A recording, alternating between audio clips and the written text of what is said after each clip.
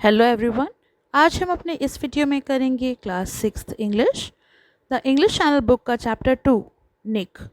इसका एक्सप्लेनेशन हम इस वीडियो में देखेंगे और इसके क्वेश्चन आंसर्स जो हैं वो ऑलरेडी मैं अपलोड कर चुकी हूँ, तो उसका लिंक आपको डिस्क्रिप्शन में मिल जाएगा। तो चलिए इसका एक्सप्लेनेशन स्टार्ट करते हैं। Nick is a student of Lincoln elementary school known for his mischievous yet creative plans. Let's read the story of some of Nick's most creative and imaginative schemes. निक एक बच्चा है जो लिंकन एलिमेंट्री स्कूल का छात्र है, जो अपनी शरारती लेकिन रचनात्मक योजनाओं के लिए जाना जाता है।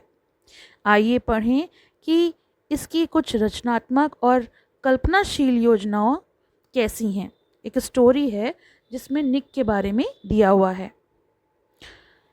If you ask the kids and teacher at Lincoln Elementary School to make 3 lists, all the bad kids, all the really smart kids, and all the really good kids, Nick Allen would not be on any of them. अगर आप school के बच्चों से या फिर शिक्षकों से 3 सूचियां बनाने के लिए कहें तो पहली सबसे बुरे बच्चे, दूसरी सबसे स्मार्ट बच्चे और तीसरी सबसे अच्छे बच्चे, निक इन तीनों में से किसी में भी नहीं आएगा। Nick deserved a list of his own and everyone knew it.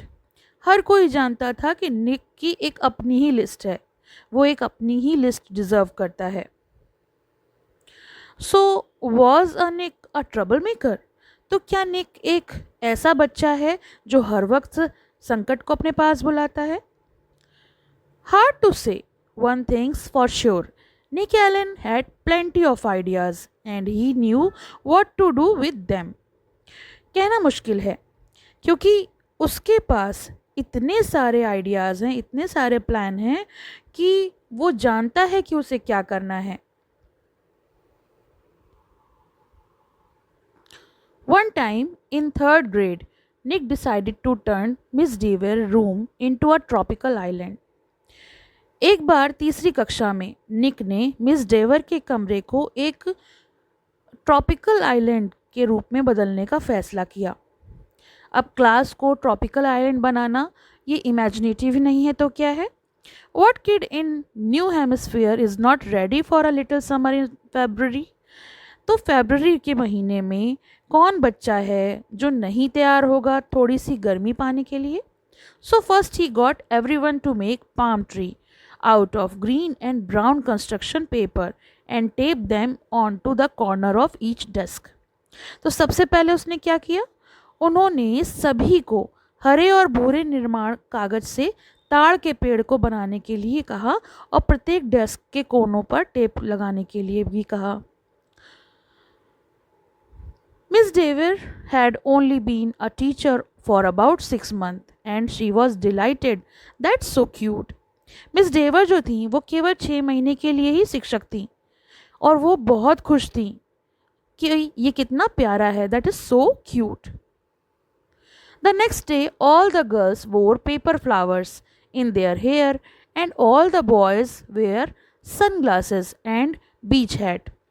अगले दिन सभी लड़कियां अपने बालों में कागज़ के फूल लगाए और सभी लड़के धूप का चश्मा और समुद्री तट की टोपी पहने हुए आए। Miss Dever clapped her hands and said it's is so colourful.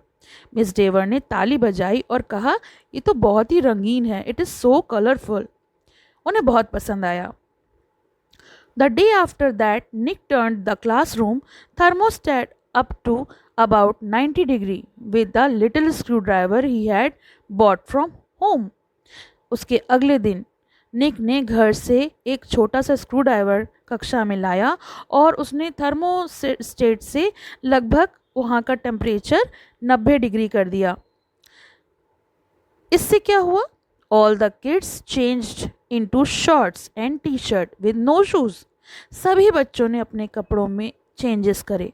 उन्होंने टी शर्ट पहन ली, शॉर्ट्स पहन लिए और फिर जूते भी उतार दिए। And when Miss Dever left the room for a minute, Nick spread about 10 cups of fine sand all over the classroom floor. Miss Dever classroom से लगभग 1 मिनट के लिए ही बाहर चली गई होंगी, तभी निक ने कक्षा के फ्लोर पर, क्लास के फ्लोर पर लगभग 10 कप रेत, जो है रेत होती ना सैंड, उसको फैला दिया. Miss Dever was surprised again at just how creative her student could be. Miss Dever फिर से आश्चर्यचकित हो गई कि उनके छात्र जो हैं वो कितने ज़्यादा रचनात्मक हैं, क्रिएटिव माइंड हैं. But the sand got dragged out into the hallway, where many, the custodian did not think it was creative at all, and he stumped right down to the office. लेकिन रेत जो है वो बाहर hallway तक पहुंच गई और वहाँ का जो कस्टेडियन था, जो संरक्षण था, जिसका नाम था मैनी, ये बिल्कुल भी उसे रचनात्मक नहीं लगा और वो सीधे कार्यालय की ओर चल पड़ा, ऑफिस की तरफ, और कंप्लेन कर दी. The principal followed the trail of sand, and when she arrived, Miss Dever was teaching the hula to some kids near the front of the room, and a tall, thin boy with chestnut hair was just spiking the nerve volleyball over net made of 6 t-shirts tied together. Principal ने रेत के रास्ते का पीछा किया कि ये रेत आ कहाँ से रही है, और जब वे वहाँ पर पहुँची तो उन्होंने देखा मिस डेवियर जो हैं वो कमरे के सामने कुछ बच्चों को हुला सिखा रही हैं, और एक लड़का जो है, जो लंबा और पतला है, वो एक साथ 6 टी-शर्ट को बने नेट की तरफ वॉलीबॉल फेंक रहा था. The third grade trip to the South Sea ended suddenly. अब जो कक्षा 3 की ये यात्रा थी दक्षिण सागर की, वो अचानक समाप्त हो गई क्योंकि प्रिंसिपल मैम आके खड़ी हो गई थी. But that did not stop Nick to trying the liven things up. लेकिन इनसे निक को चीज़ों में कोई नहीं रोक सकता था. Lincoln Elementary needed a good jolt once in a while and Nick was just a guy to deliver it. Lincoln elementary school में कभी कभार एक अच्छे झटके की ज़रूरत होती थी, और निक ऐसे काम करने वाला एकमात्र व्यक्ति था, एकमात्र लड़का था. About a year later, Nick made the great blackbird discovery. लगभग 1 साल बाद निक ने एक महान ब्लैकबर्ड खोज की. One night he learned on a TV show that red-winged blackbird give the high-pitched creep when a hawk and some other danger come near. Because of the way sound travel, the hunter bird can't tell where the high-pitched creep was coming from. एक रात उसे एक TV show में ये पता चला कि जब कोई बाज यानी जो हॉक होता है, जो एक बर्ड है, या फिर कोई अन्य खतरा निकट आता है तो लाल पंख वाले ब्लैक बर्ड तेज आवाज़ से चहचहाते हैं. जिस तरह ध्वनि यात्रा करती है उसके कारण शिकारी पक्षी ये नहीं बता सकते कि ये तेज आवाज़ कहाँ से आ रही है.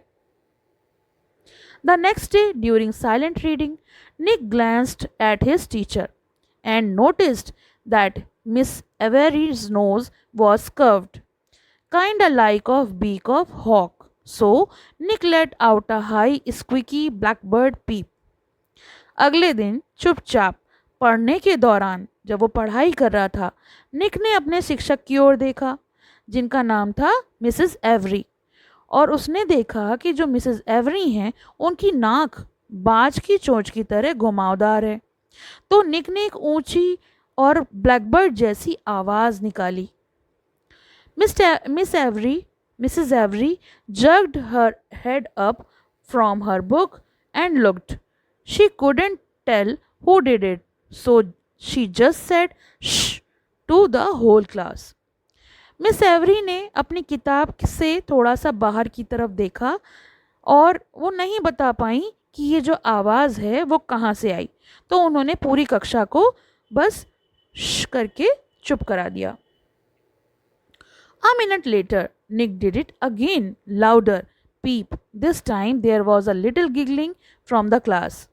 लगभग 1 मिनट बाद निक ने ऐसा फिर से किया, फिर से दोहराया, और इस बार जो छोटे छोटे बच्चे थे वो गिगलिंग करने लगे, यानी मुंह दबाकर हंसने लगे. But Miss Avery pretended not to hear the sound, and about 15 seconds later she slowly stood up and walk to the back of the classroom.